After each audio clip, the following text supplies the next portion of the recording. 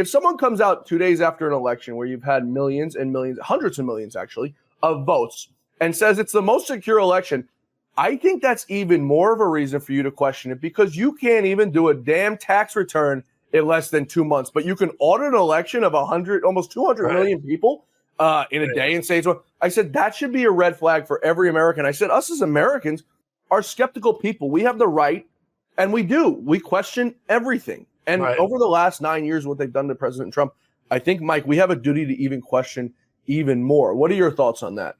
Well, I've been living it. I was handed my evidence on January 9th of 2021, and ever since that time, I've spent tens of millions of dollars, upwards of $40 million, just investigating all the platforms and trying to get to secure our elections going forward. And it's they use lawfare. Remember, our country changed on February 4th, 2021. That was the day Smartmatic sued Fox News.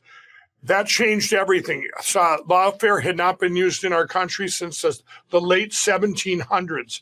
When they did that, you silenced all the conservative media, your big three, Fox News, Newsmax, and Salem Media. They went silent. They became weather channels overnight that won't report hurricanes or tornadoes. That's a fact, everybody. It changed everything overnight. So then you're left with the media, the attack media, which everybody knows that's what I've had to use for 3.5 years, almost 4 years now, coming up on 4 years. So they're very, I guess they're planning. I mean, this was all very much planned, I believe. And it's not just the ones that are suing everybody.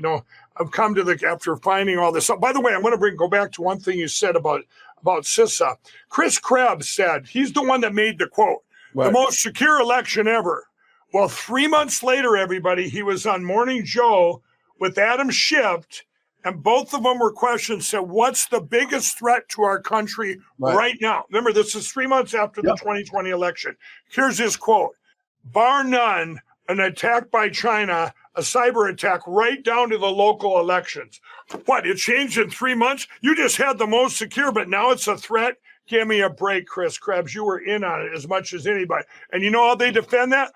Chris Krebs was appointed by Donald Trump. Right. What do people think, that there isn't something called a uniparty, a deep state, and globalists that are out there? Or a mistake. What we're up against.